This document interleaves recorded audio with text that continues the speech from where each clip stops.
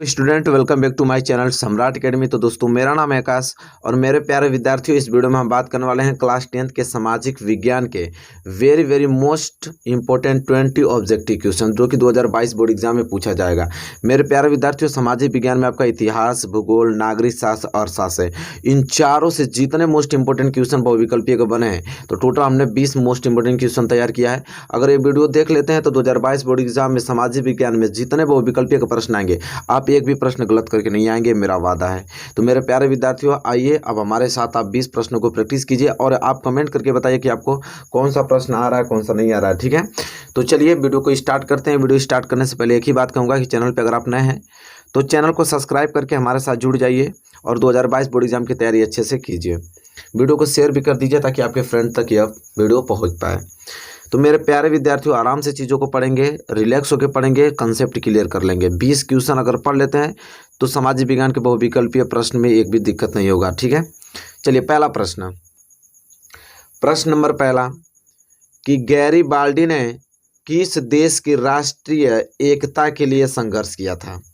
Garibaldi जो था वो किस देश की राष्ट्रीय एकता के लिए संघर्ष किया था। ऑस्ट्रिया, इटली कि जर्मनी कि रूस। अब यह 4 देशों का नाम है। बताइए कि गैरिबाल्डी ने किस देश की राष्ट्रीय एकता के लिए क्या किया था, संघर्ष किया था। अब जल्दी से कमेंट करके आप बताइए, प्रश्न बहुत ही ज़्यादा वेरी मोस्ट इंपॉर्टेंट है। तो मेरे प्यारे विद्यार्थियों, आप लोग जल्दी से कमेंट करके हमें बता दीजिए कि इन चारों ऑप्शन में से कौन सा ऑप्शन सही है। तो ऑप्शन बी क्या है? Option B Italy. क्या है? इटली। इटली के राष्ट्रीय एकता के लिए गैरिबाल्डी ने संघर्ष किया था। चलिए, क्वेश्चन नंबर पहला एकदम क्लियर हो गया ना आप लोगों को? कोई दिक्कत है इसमें? 1% की दिक्कत नहीं होनी चाहिए आप लोगों को। चलिए क्वेश्चन नंबर दूसरा। अब क्वेश्चन नंबर दूसरा यह है कि महात्मा गांधी अफ्रीका से भारत कब लौटे। जो महात्मा गांधी थे वो अफ्रीका से भारत कब लौटे थे, किस सन में लौटे थे? वर्ष 1915 में लौटे थे कि वर्ष 1916 में लौटे थे कि वर्ष 1918 में लौटे थे कि वर्ष 1920 में लौटे थे? बताइए, इन चारों ऑप्शनों में से किस वर्ष में महात्मा गांधी अफ्रीका से भारत लौटे। ठीक है, तो जल्दी से कमेंट कीजिए। बहुत ही प्यारा प्रश्न है, बहुत ही ज़्यादा वेरी मोस्ट इंपॉर्टेंट है। तो मेरे प्यारे विद्यार्थियों, ऑप्शन है वर्ष 1915 में महात्मा गांधी अफ्रीका से भारत लौटे। ठीक है, वर्ष 1915 याद हो गया ना आप लोगों को? कोई दिक्कत नहीं होनी चाहिए। क्वेश्चन नंबर तीसरे की तरफ बढ़िए। क्वेश्चन नंबर तीसरा कह रहा है कि महामंदी का प्रारंभ किस वर्ष हुआ। महामंदी का प्रारंभ किस वर्ष हुआ?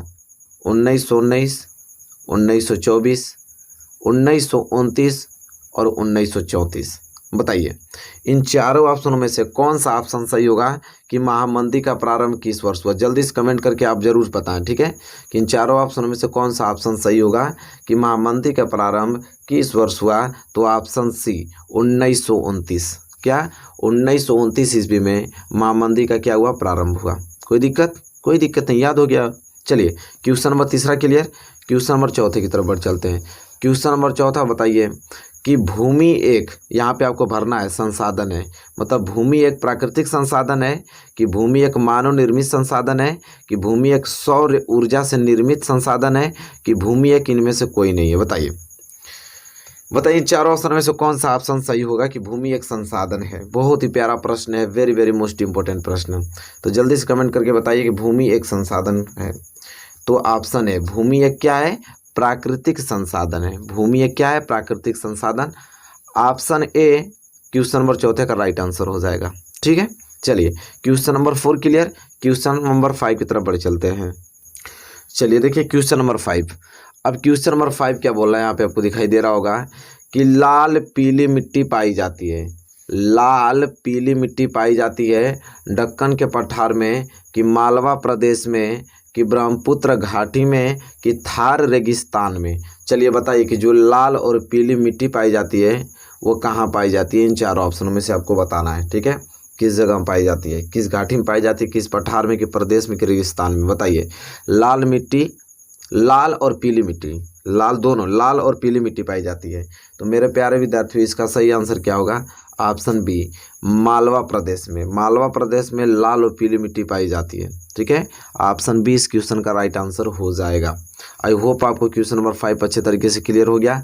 तो क्वेश्चन नंबर 6 की तरफ बढ़ेंगे। क्वेश्चन नंबर 6 है कि सुंदरवन राष्ट्रीय पार्क किस राज्य में स्थित है। जो सुंदरवन राष्ट्रीय पार्क, ये पार्क का नाम है आपका सुंदरवन राष्ट्रीय पार्क, वही पूछ रहा है कि किस राज्य में स्थित है। असम में, कि पश्चिम बंगाल में, कि उड़ीसा में, कि मध्य प्रदेश में। बताइए इन चारों ऑप्शन में से कौन सा ऑप्शन सही होगा। बहुत ही ज़्यादा महत्वपूर्ण प्रश्न है कि सुंदरवन राष्ट्रीय पार्क किस राज्य में स्थित है। तो मेरे प्यारे विद्यार्थियों, जल्दी से कमेंट के माध्यम से हमें इसका आंसर बताइए कि सुंदरवन राष्ट्रीय पार्क किस राज्य में स्थित है। तो किस राज्य में स्थित है, जल्दी से पहले आप कमेंट करिए, तब मैं बता रहा हूँ। कहाँ? पश्चिम बंगाल। कहाँ पे? पश्चिम बंगाल। ऑप्शन बी इस क्वेश्चन का राइट आंसर हो जाएगा। पश्चिम बंगाल राज्य में सुंदरवन राष्ट्रीय पार्क स्थित है। ठीक है, क्लियर। चलिए क्वेश्चन नंबर 7वां। क्वेश्चन नंबर 7वां आपको कह रहा है कि भारत में सर्वाधिक वन क्षेत्र वाला राज्य कौन सा है। हमारे भारत में सर्वाधिक वन क्षेत्र वाला राज्य कौन सा है, बताइए। मिजोरम, कि मध्य प्रदेश, कि उत्तर प्रदेश, कि गुजरात। बताइए इन चारों ऑप्शनों में से कौन सा ऑप्शन सही होगा कि भारत में सर्वाधिक वन क्षेत्र वाला राज्य कौन सा है। तो मेरे प्यारे विद्यार्थियों, जल्दी से आप कमेंट करके पहले अपने कमेंट से अच्छे से आप कमेंट कर दीजिए, ताकि आपको भी मालूम चल पाए कि आपका आंसर सही है गलत। तो भारत में सर्वाधिक वन क्षेत्र वाला राज्य कौन सा है, तो मध्य प्रदेश है। एमपी क्या है? मध्य प्रदेश है। आई होप आपको क्वेश्चन नंबर 7 अच्छे तरीके से क्लियर हो गया होगा। चलिए question number 7 clear. Question number 8 की तरफ बढ़ चलते हैं। अब देखिए क्वेश्चन नंबर 8 कह रहा है कि हीराकुंड परियोजना किस नदी पर निर्मित है। जो हीराकुंड परियोजना है वो किस नदी पर निर्मित है। रिहंद, कि दामोदर, कि महानदी, कि कृष्णा नदी। बताइए, बहुत ही प्यारा प्रश्न है। इन चारों ऑप्शनों में से कौन सा ऑप्शन सही होगा। कह रहा है कि हीराकुंड परियोजना जो है वो किस नदी पर निर्मित की गई है। इन चारों ऑप्शनों में से बताइए, बहुत ही प्यारा प्रश्न है। तो मेरे प्यारे विद्यार्थियों, आप पहले कमेंट कर लीजिए, फिर मैं इसका आंसर बताता हूँ कि हीराकुंड परियोजना किस नदी पर निर्मित है। तो महानदी। किस नदी पे? महानदी पे निर्मित है। आई होप आपको क्लियर हो गया होगा। कभी नहीं भूलेंगे ना इसको, बोर्ड एग्जाम एकदम याद करके ही आपको इन प्रश्नों को जाना है। चलिए question number 8 clear. Question number 9 की तरफ बढ़ चलते हैं। क्वेश्चन नंबर 9 अब कह रहा है कि टिहरी बांध किस नदी पर बनाया गया है। चलिए बताइए फटाफट कि टिहरी बांध जो है वो किस नदी पर बनाया गया है। ये जो बांध है टिहरी बांध, वो किस नदी पर बनाया गया है। यमुना नदी पे, कि रामगंगा नदी पे, कि भागीरथी एवं विलंगना, कि शारदा नदी पे। बताइए इन चारों ऑप्शनों में से कौन सा ऑप्शन सही होगा। जल्दी से आप कमेंट के माध्यम से हमें इसको बताइए, सही आंसर क्या होगा। टिहरी बांध क्या बोल रहा है, टिहरी बांध किस नदी पर बनाया गया है। जल्दी से आप कमेंट के माध्यम से हमें बताइए आप। तो मेरे प्यारे विद्यार्थी, जो टिहरी बांध है ना, वो भागीरथी एवं विलंगना नदी पर बनाया गया है। ठीक है, किस पे? भागीरथी एवं विलंगना नदी पर बनाया गया है टिहरी बांध। कोई दिक्कत? कोई दिक्कत नहीं, याद हो गया। क्वेश्चन नंबर 9 है। आई होप आपको क्वेश्चन नंबर 9 क्लियर हो गया होगा। तो चलिए इसी के साथ बढ़ेंगे अगले क्वेश्चन की ओर, क्वेश्चन नंबर 10 की तरफ। चलिए मेरे प्यारे विद्यार्थियों, क्वेश्चन नंबर 10 आपकी स्क्रीन पे आ गया है। बहुत ही महत्वपूर्ण प्रश्न है कि निम्नलिखित में से किस प्रदेश में गेहूं सर्वाधिक पैदा होता है। आपको बताना, इन 4 प्रदेशों का नाम लिखा हुआ है, पंजाब, राजस्थान, बिहार और उत्तर प्रदेश। बताना कि किस प्रदेश में जो गेहूं होता है वो सर्वाधिक पैदा होता है। सबसे ज़्यादा गेहूं कहाँ पैदा होता है, किन राज्य में पैदा होता है। इन चारों ऑप्शन में से आपको बताना है कि पंजाब में, कि राजस्थान में, कि बिहार में, कि उत्तर प्रदेश में। चलिए मेरे प्यारे विद्यार्थियों, जल्दी से आप कमेंट कीजिए कौन सा आंसर होगा इन 4 ऑप्शन में से। तो ऑप्शन डी, क्या? उत्तर प्रदेश। हमारे उत्तर प्रदेश में गेहूं सबसे सर्वाधिक पैदा होता है, ये बात आप लोग भी जानते हैं। आई होप सभी लोगों ने इस प्रश्नों का सही उत्तर दिया होगा। ठीक है, चलिए क्वेश्चन नंबर 10वां के लिए क्वेश्चन नंबर 11 की तरफ बढ़ेंगे। क्वेश्चन नंबर 11 जो है 11 कि चाय की खेती के लिए, किसके लिए? चाय की खेती के लिए कौन सी मिट्टी सर्वाधिक उपयुक्त रहती है। बताइए, चाय की खेती के लिए कौन सी मिट्टी सर्वाधिक उपयुक्त रहती है। पर्वतीय मिट्टी, दोमट मिट्टी, जलोढ़ मिट्टी, कि लेटराइट मिट्टी। बताइए इन चारों ऑप्शनों में से चाय की खेती के लिए कौन सी मिट्टी सर्वाधिक उपयुक्त रहती है। बहुत ही प्यारा प्रश्न है, जल्दी से आप कमेंट करके बताइए। तो मेरे प्यारे विद्यार्थियों, मैं आप लोगों को बता दूं, पहले आप लोग कमेंट कर लीजिए कि चाय की खेती के लिए जानते हैं कौन सी मिट्टी सर्वाधिक उपयुक्त रहती है। पर्वतीय मिट्टी। कौन सी मिट्टी? पर्वतीय मिट्टी चाय की खेती के लिए क्या होती है, उपयुक्त रहती है। आई होप आपको क्वेश्चन नंबर 11 अच्छे तरीके से क्लियर हो गया होगा। Question number 11 clear. Question number 12 की तरफ बढ़ेंगे। अब क्वेश्चन नंबर 12 जो है वो कह रहा है कि भारत में, क्या कह रहा है कि भारत में पवन ऊर्जा का विशाल केंद्र कहाँ स्थित है?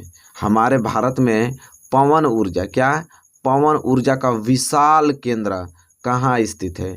उत्तराखंड में, कि तमिलनाडु में, कि हिमाचल प्रदेश में, कि राजस्थान में? आप बताएं इन चारों ऑप्शनों में से कौन सा ऑप्शन सही होगा कि भारत में पवन ऊर्जा का जो विशाल केंद्र होता है वो कहाँ स्थित होता है, कहाँ स्थित है, मतलब बताइए। बहुत ही प्यारा प्रश्न है, बहुत ही ज़्यादा प्यारा प्रश्न है।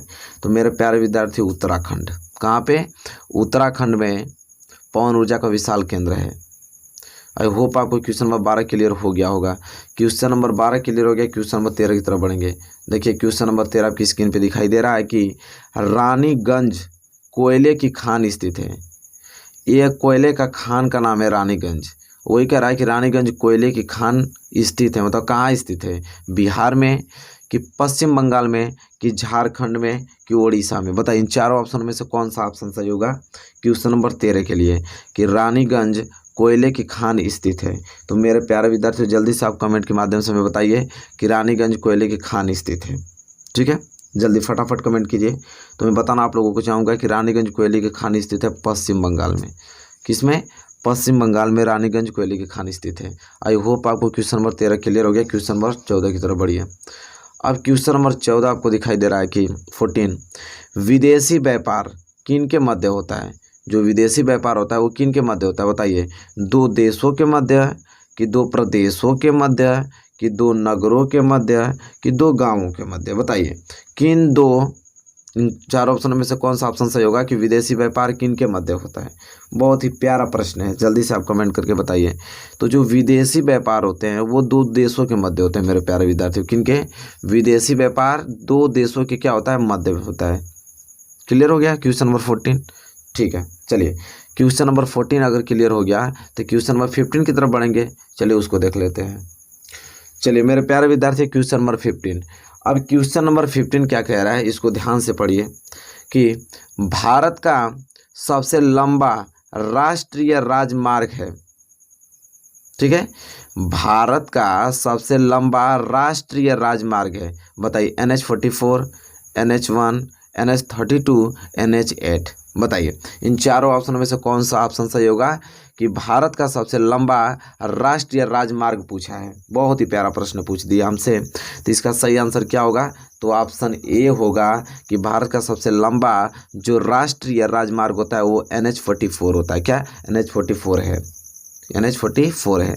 क्लियर हो गया ना? याद रहेगा ना आप लोगों को? बिल्कुल याद करके जाना है आप लोगों को।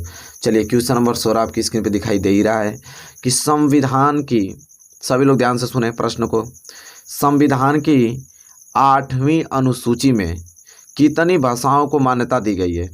संविधान की 8वीं अनुसूची में कितनी भाषाओं को मान्यता दी गई है? 20, 21, 22 की 23? बताइए संविधान की कितनी अनुसूची में, 8वीं अनुसूची में कितनी भाषाओं को क्या दी गई है? मान्यता दी गई है। बताइए क्वेश्चन नंबर 16 ये प्रश्न पूछ रहा है, बहुत ही प्यारा प्रश्न है। ठीक है, तो क्या होगा इसका राइट आंसर? जल्दी से कमेंट कीजिए और मैं इसका सही आंसर आप लोगों को बता रहा हूँ कि ऑप्शन सी, कितने 22 भाषाओं को मान्यता दी गई संविधान की 8वीं अनुसूची में। क्लियर? बिल्कुल क्लियर हो जाना चाहिए। क्वेश्चन नंबर 16 समझ में आ रहा है ना आपको?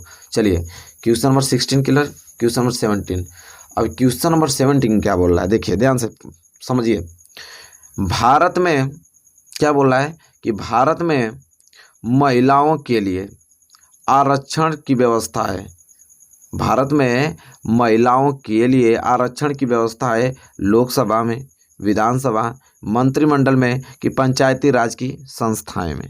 बताइए भारत में महिलाओं के लिए आरक्षण की व्यवस्था इन चार ऑप्शन में कहाँ पे व्यवस्था है? जल्दी से कमेंट कीजिए। बहुत ही प्यारा ही प्रश्न है, समझ लीजिए कि भारत में महिलाओं के लिए आरक्षण की व्यवस्था है कहाँ? पंचायती राज के संस्थान में। ठीक है, किसमें? पंचायती राज के संस्थान में, पंचायती राज संस्थान में आरक्षण की व्यवस्था है महिलाओं के लिए। किसमें? पंचायती राज के संस्थान में। क्लियर हो गया ना अच्छी तरीके से? बिल्कुल याद हो जाना चाहिए आपको इन प्रश्नों को। क्वेश्चन नंबर 17 के बाद क्वेश्चन नंबर 18। अब क्वेश्चन नंबर 18 क्या बोल रहा है? ये प्रश्न बहुत ही ज़्यादा महत्वपूर्ण है कि नेपाल में लोकतंत्र की स्थापना हुई किस में? नेपाल में। नेपाल में बताइए कि लोकतंत्र की स्थापना किस सन में हुई थी? 2005 में, 2006 में, 2008 में, 2000 2015 में। अब बताएं इन चार ऑप्शनों में से कौन सा ऑप्शन सही होगा कि नेपाल में लोकतंत्र की स्थापना हुई। जल्दी से कमेंट करके आप बताइए। तो मेरे प्यारे विद्यार्थियों, नेपाल में लोकतंत्र की स्थापना हुई 2006 में। किसमें? 2006 में। ऑप्शन 20 क्वेश्चन का क्या हो जाएगा? राइट आंसर हो जाएगा। आई होप क्वेश्चन नंबर 18 आपको क्लियर हो गया होगा अच्छे तरीके से। और क्वेश्चन नंबर 19 की तरफ बढ़ेंगे। क्वेश्चन नंबर 19 देखिए, बहुत ही प्यारा प्रश्न है कि जाति, धर्म और लिंग के आधार पर भेदभाव को कौन समाप्त करता है? जाति, धर्म और लिंग के आधार पर भेदभाव को कौन समाप्त करता है? सामाजिक तंत्र, लोकतंत्र, आर्थिक तंत्र कि राजनीतिक तंत्र? बताइए इन चारों ऑप्शनों में से कौन सा ऑप्शन सही होगा मेरे प्यारे विद्यार्थियों। बहुत ही ज़्यादा महत्वपूर्ण प्रश्न है, जल्दी से कमेंट करके बताइए हमें कि कौन सा ऑप्शन सही होगा कि जाति, धर्म और लिंग के आधार पर भेदभाव को कौन समाप्त करता है? तो मेरे प्यारे विद्यार्थियों, लोकतंत्र। क्या? लोकतंत्र समाप्त करते हैं।